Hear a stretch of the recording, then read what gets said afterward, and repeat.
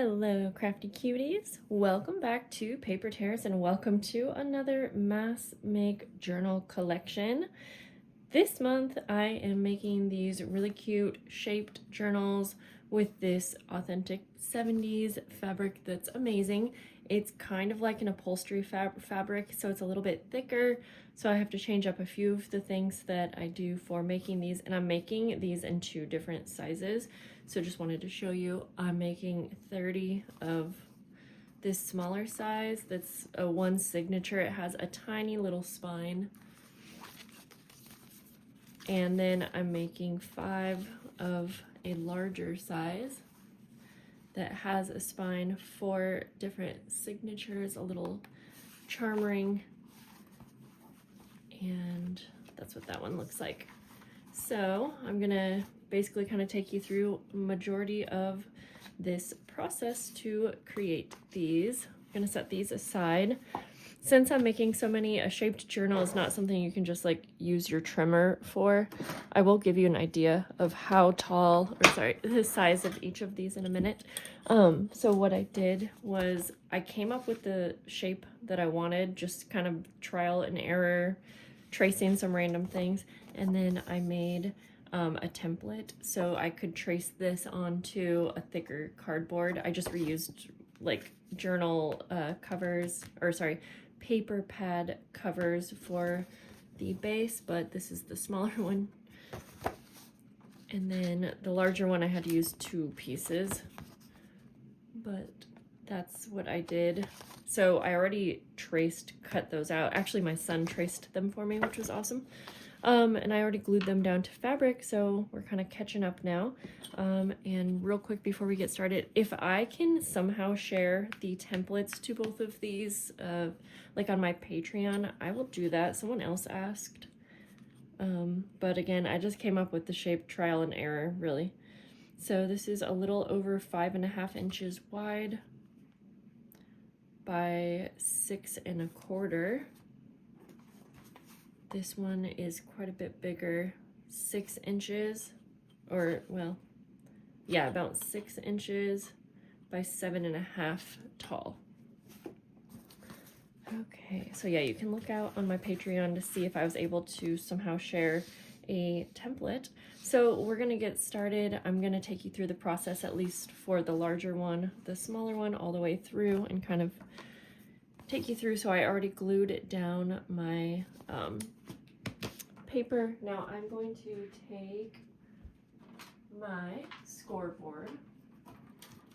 I find that this is a little easier to do now. I want to score where I'm supposed to be bending. So essentially I kind of just lined it up on just randomly so I could use the groove, and I'm just using like the edge of this part right here to find one of the grooves and basically go down. I hope that made sense. You don't have to use a scoreboard, you could just fold them, but yeah, I already did that. So you can't really see on camera, but I do have fold marks so that when everything is glued down, it'll just make it easy to fold right in place. To glue the fabric down, since we have curves, I'm gonna take some of the excess fabric off. I want at least a 1/4 inch to a 1/2 inch all the way around though, because this is a thicker upholstery type fabric. It almost is a little bit easier to have more to wrap around the edges than less, because if you have a smaller piece, it's almost like it won't bend around very good. Hope that makes sense. So since we have the curves, I'm gonna take my scissors and make little slits all the way around, and I'm just cutting up to that paper. I've already done a bunch of these, so I've had kind of some practice here. I'm cutting like every, I don't know, 1/2 inch to an inch. When we get to this middle part, I like to cut the fabric almost at a V. I'll show you, but, and I'm angling, or I'm pointing that scissor into that corner spot. Same with this one. Doesn't have to be perfect, but have found that to be the best way to cut that center part.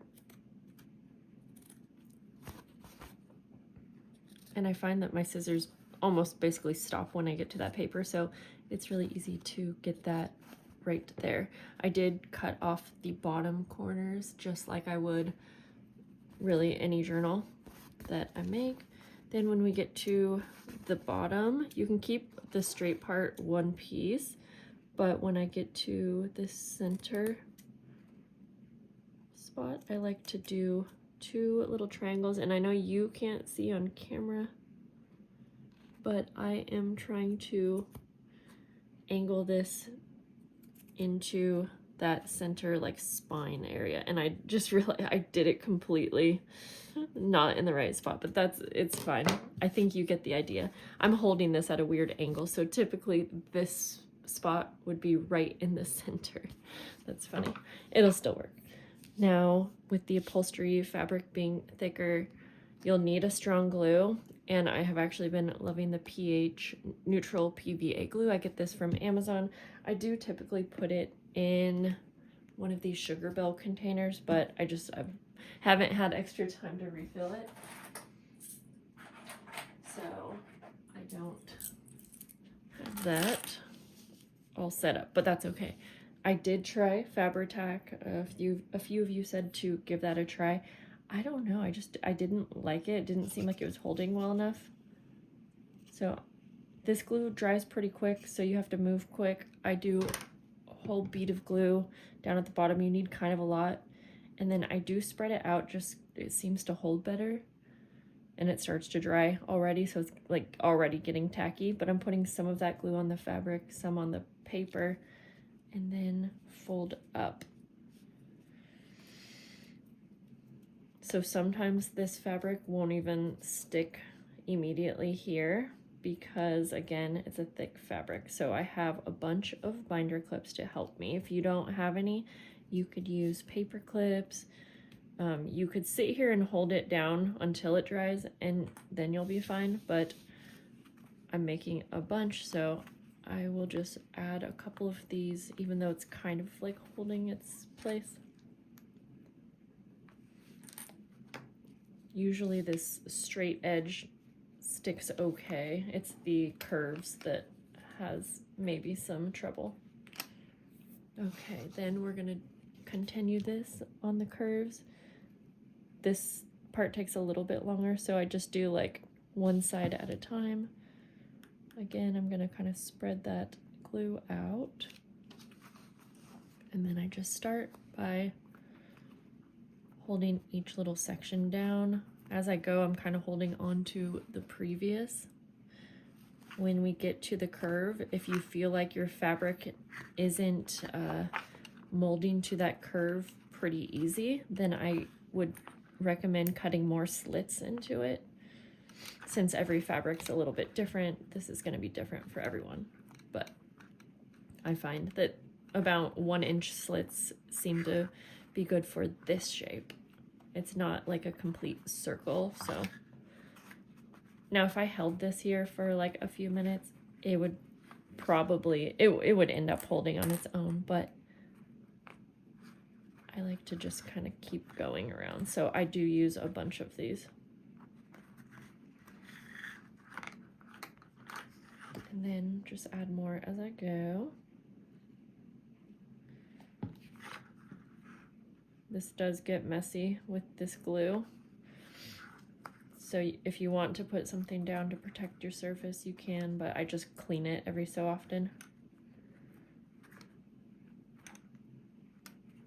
I do find that the more glue, the easier this sticks down, but that adds up when you're making this mini journal, so I just try to be a little bit more patient so I don't have to use excess glue. Because you also don't want too much that it seeps through the fabric too much, but I do find that this one doesn't really seep through. Since I didn't show you the part where I glued the bases down to the fabric, I did in a different video. This is a little redundant because I've showed it a few times, but in case this is your first time seeing this, I'll just kind of explain that when I added the glue to the front cover, I added a decent amount, kind of like you see here, but I spread it all out with my finger. This is a thicker fabric, so chances are the glue won't seep through and give you those like glue shapes, but I don't want to take chances when I'm making so many, so I just spread the glue and don't find any issues with that. Might need some of these clips, some more. This is definitely a little bit more tedious than a normal shaped journal, but I feel like it's worth it. So once these clips are on for a while, you can kind of move them around. You're gonna see here up on this top, I did cut this one a little bit too much and there's not a big amount of fabric. So this will hold, but you're gonna see when we get to another step, I am gonna be very careful when I am sewing this to make sure that this small piece of fabric doesn't lift up, because it's just barely enough to wrap around, but luckily it's going to be okay. I have a limited amount of the fabric, so I pretty much had to make sure not to overuse it. Okay, we are almost there. And I'm gonna do the same thing for the larger size.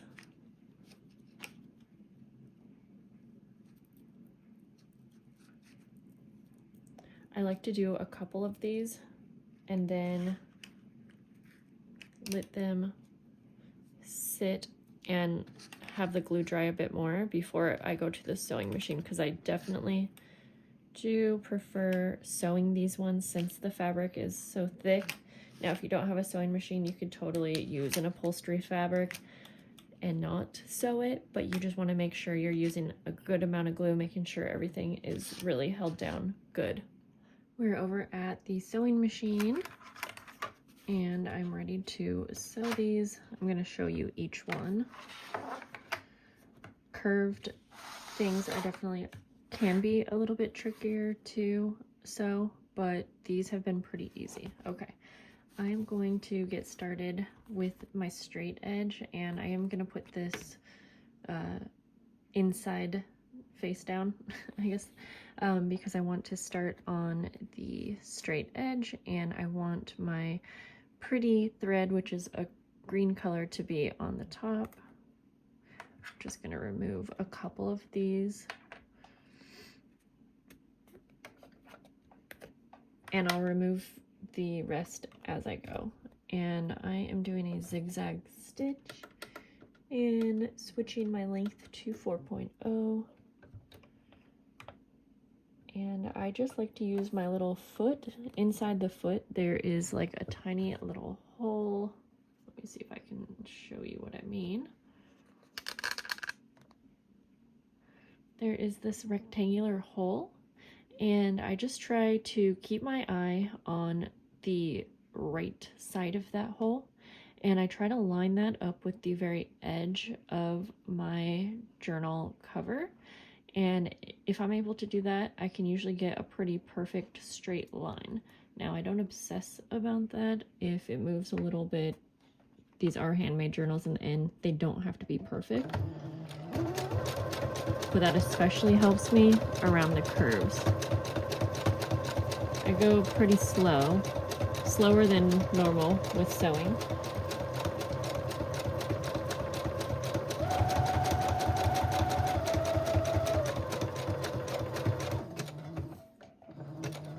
When I get to the edge, I like to turn it. I lift up the foot and turn it. I'm going to bring you out a little bit more. Maybe even a little bit more, just so you can get a better overview. So this is the part where I'm gonna also go pretty slow. And again, I'm just trying to line that edge up with the inside hole to the right the most that I can. And right now it's actually over to the left a little bit too much, but sometimes I might just lift this up, pull my needle up, even though that kind of disrupts the stitch since I'm doing I'm trying to do one full stitch, but it's not too big of a deal. Now that it's lined up perfect, I'll start. If I feel like the thread had pulled a little bit too much, and that was going to cause too much extra thread, then I would just start sewing and get back on track.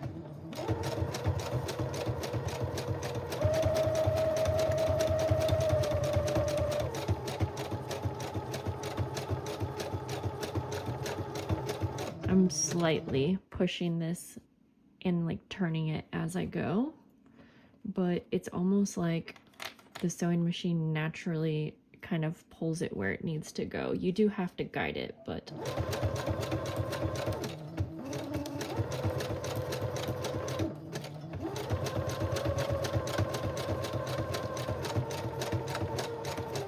when I get to this part, I start to turn my cover a little bit more right here, because I'm going to try to go almost straight across on this next couple stitches to account for that middle tiny little binding area. I'm gonna remove the rest of these. The top here is where I barely had enough fabric. No, maybe it was that side. So either way, I'm keeping in mind that I want to try to keep as close to the edge as possible so that I'm actually sewing the fabric onto the paper.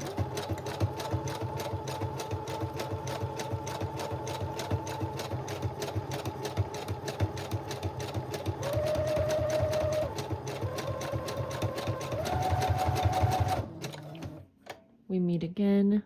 If I remember, I'll do a back stitch. However, I'm going to be completely honest, a lot of times I forget that, and I've never, at least with my own journals, and I've never heard of anyone saying that the stitches come out. Also, this is all completely glued down, and you're going to see that in the end we are covering the inside that's going to kind of sandwich this fabric down anyways. So if the stitches aren't perfect, we have many other layers of I'm losing my words here, but we have many other layers of holding this all together. Okay, so here we go. I'm just double checking to make sure that all the fabric had got sewn down. I'm going to do that same thing to my larger one, and I am going to walk you through it one more time. I may speed it up, but this one's a little bit trickier because it's a lot wider, and if I didn't have a thin base, it would be a little bit tricky to go through the sewing machine, and you might have to take it out if you are using a thicker base and start from one side to do half of it and then one side to do the other half. I'll show you what I mean when I get there, but I'm going to start again on the front cover bottom.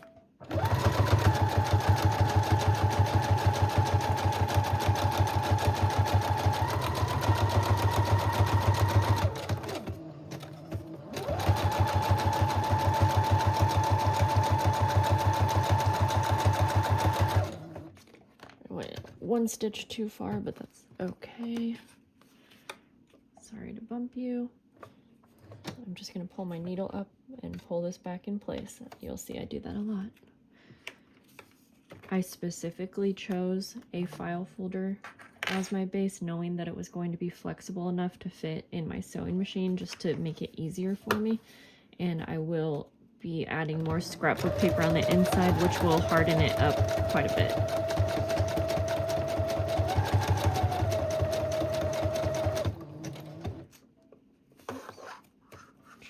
These off as I go. Sorry if I keep bumping you.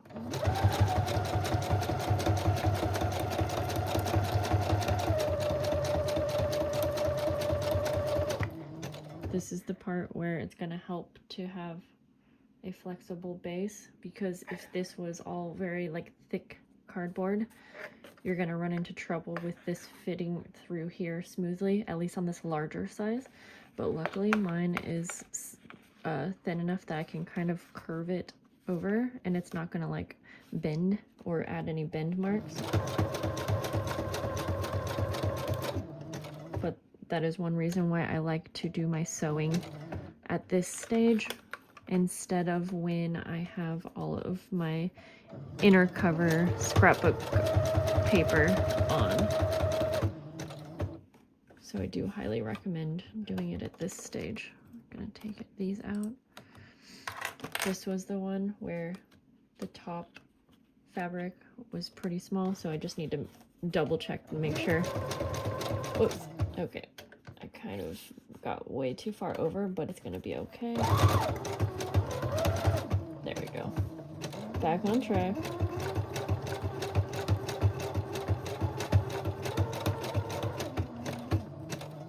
Sometimes I just need to go a little slower. And if you're new at this and you're not getting it perfect, don't beat yourself up. You'll see that it's not going to be that noticeable.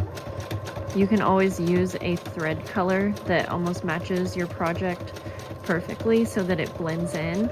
But I do like to use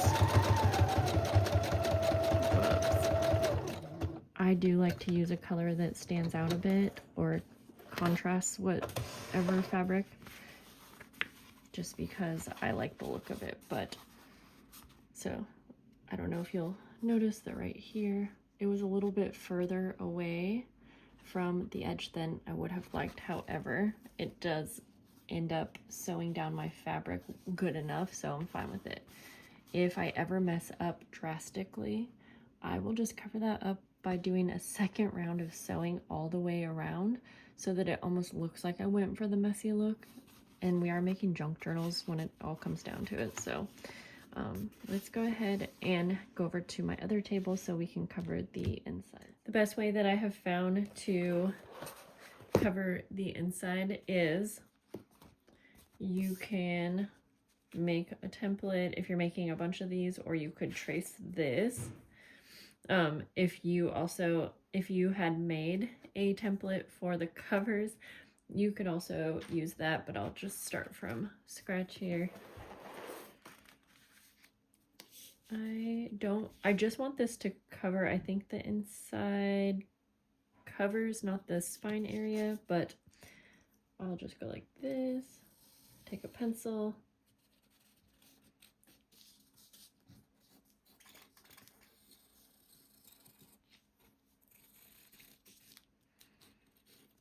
I want the cover to be just a touch smaller than the inside cover.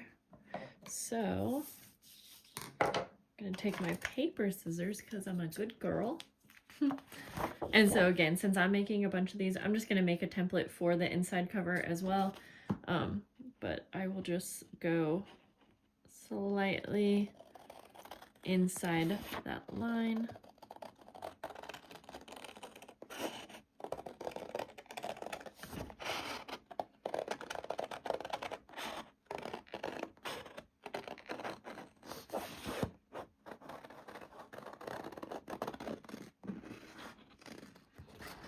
That.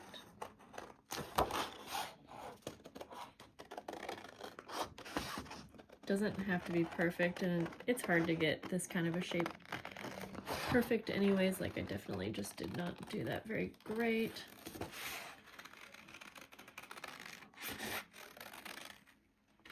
There we go. Let me just take a little peek here. Okay, so I just have to decide if I want to cut down and omit the center, but now that I'm thinking about it, maybe it looks nice to just cover the whole inside. But before we glue this down, I want to add some lace closures. I'm using some vintage yellow lace, and just going to figure out where I want them. I'm using my Tombow mono glue. I do go back and forth between the two. I like to find my placement. I put a little bit of glue down, and then I'll close this that way I can easily find the exact placement very easily. Just gonna set that down with about 1 inch of the lace on the inside. Just add an extra line of glue like that. Then I am just going to glue this down. Did decide to just keep that center spine covering area attached.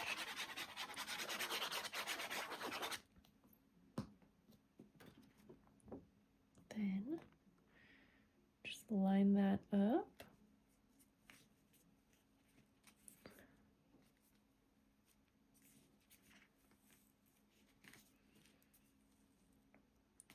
Okay. There we go.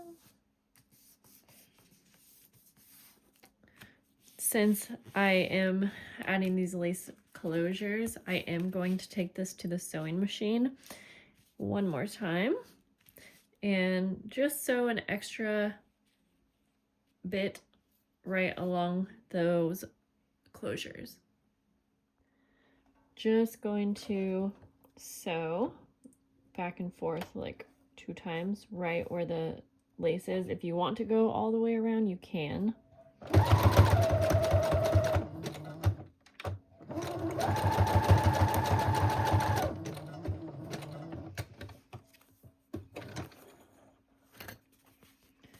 Same with this side.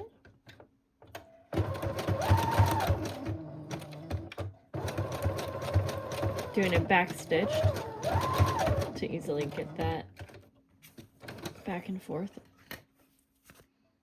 I am going to trim some of the threads, but that's up to you if you like that thready, messy look. I usually do, but these are a bit too long. So the cover is done on the smaller one, and since I already made those fold marks, this should be pretty easy to fold right where it needs to. Yep, super easy.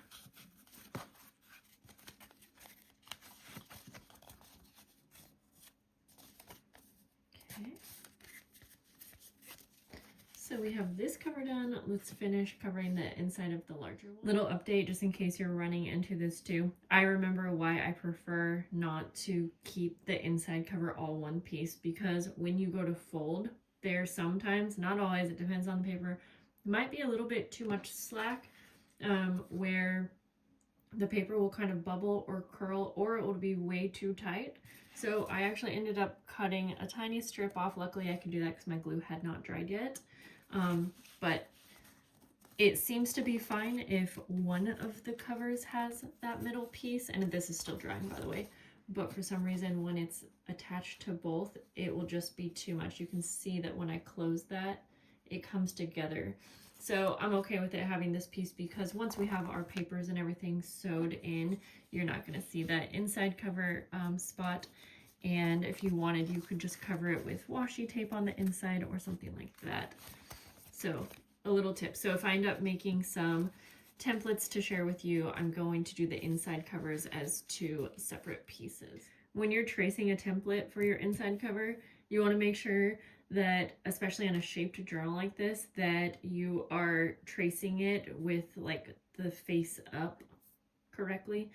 Let me show you what I mean. If I were to trace like this, cut it out, it would fit perfectly on my inside cover with my pretty side of the scrap paper facing up. But if somehow I turned this over and traced it this way, then it might not fit perfectly. So I just want to have you keep that in mind. Again, if I make templates or if you make your own, just make sure, like I remember because I've been using these, but I might just put front of template, face up. You don't have to put all that, but you get the idea, just to explain. So I hope that makes sense. All right, so I'm going to use these 2 pieces. I think I can use both to cover. And the reason why this pretty side is facing up, that's because when I traced it, I traced it so this is supposed to be front of the template face up. Okay, all right, let me go ahead and trace these. Try to line it up with that bottom there. And since this is my template for my actual cover, once again, I'm going to trace it and cut it slightly smaller. So if I can, again, if I can make templates for you guys, I will try to make 2 sets where one is the cover and one is the inside cover. Shoot, maybe we even need one for the book pages, right? They're all slightly different. And if you make journals a lot, it's not that hard to kind of figure out as you go with one template. But if you're new, those things can be a little tricky. By the way, the paper pad I'm using for these is mid-mod. So you will see me adding pages to these journals. Oh yeah, I'm gonna go a little slightly smaller. You'll see me adding the pages to these in the second part of this video, which hopefully will be up in a day or so, because I'm going to continue working on covers in my assembly line style that I like to do, which means I will just be working on the covers, not on the pages quite yet. I think I want to trim this just the slightest.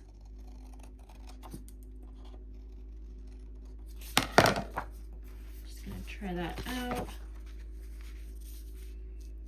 Okay, cut out the next, and then we'll glue these ones down. Okay.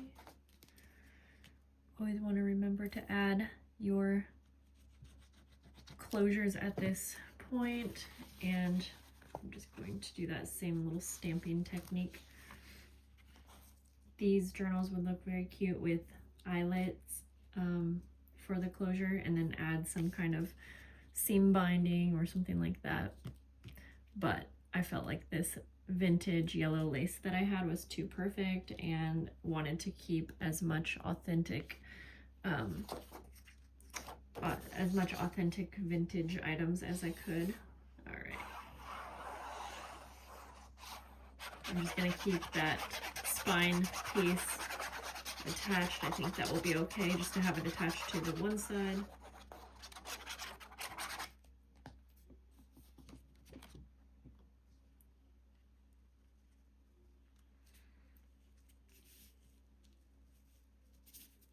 Okay.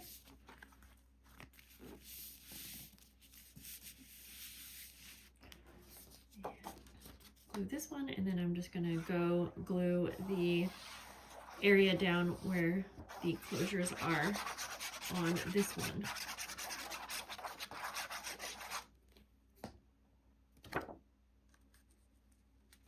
Remember, if you want to sew these inside covers on, you can, but it is going to be a little trickier once we add both on here. Okay, for this next part, we can just simply, I already had my fold mark, so it's usually pretty easy to fold.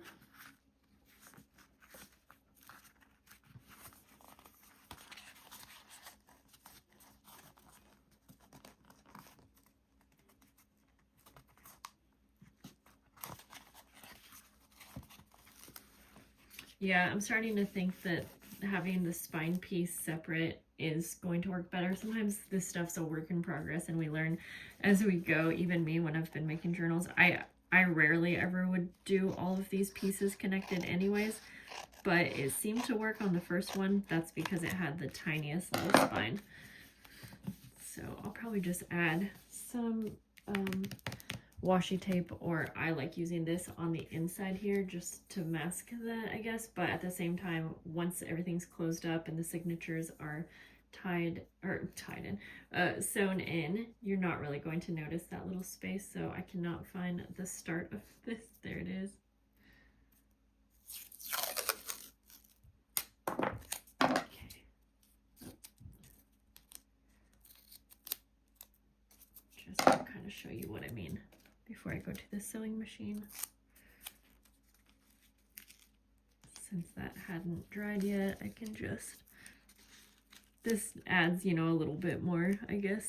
I was gonna say stability, but I don't know. A bit more of a finished look as well. Okay, there. Now we are in business.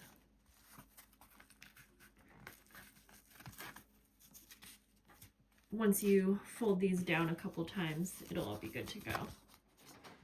Okay, so here is the final larger journal with the closures. I'm excited to move on to the pages next and share that with you in part 2. But if you're someone that was hoping for templates for these journals, I was able to, I just spent a few hours making templates for this smaller one. The larger one's a bit tricky, but yeah, let me know if you have a request for the larger one. I will definitely work on it when I have a couple more hours. Okay, I wanted to end this video letting you know that I did attempt to make some templates for you. The templates will be for the cover, the inside covers, and the pages. I know it looks like a lot happening here, but I wanted, if you are able to print the templates down, then you don't have to come watch the video. I'll give you pretty basic instructions, but honestly, I think I might go ahead and make a separate video for you guys using the templates just to show you how to do it from start to finish with the templates just for one journal. Hopefully that makes sense. I am hoping that I was able to figure out my printables. I will say I was having some issues with the sizing for some reason when I was scanning them. My printer was like having a hard time detecting the edges and turning it into a letter size page. So you'll see I put ink around the edges in hopes that that would help. This last full page template is also taking up that whole space. And these are also for the small size journal. If this goes over well and works for you guys, maybe I can make templates for the larger size, but I wanted to start here because this actually took me a few hours to do. Yes, so I am printing them right now so I can try out on my own because, like I said, I was having trouble with that sizing. And I want to be sure that if I'm making templates that they also print out the exact size that you need. So if for some reason I don't have a link or instructions on how you can get the templates, and then if they are available, they are going to be available to my Patreon members. And I have a $3 tier, so that is includes any of the printables that I share, early videos, things like that. So you can check that out. And I think that's about it for now. So thank you guys for watching. Don't forget to watch part 2 where I will work on the pages with you. I'll see you guys soon. Have a good day. Bye.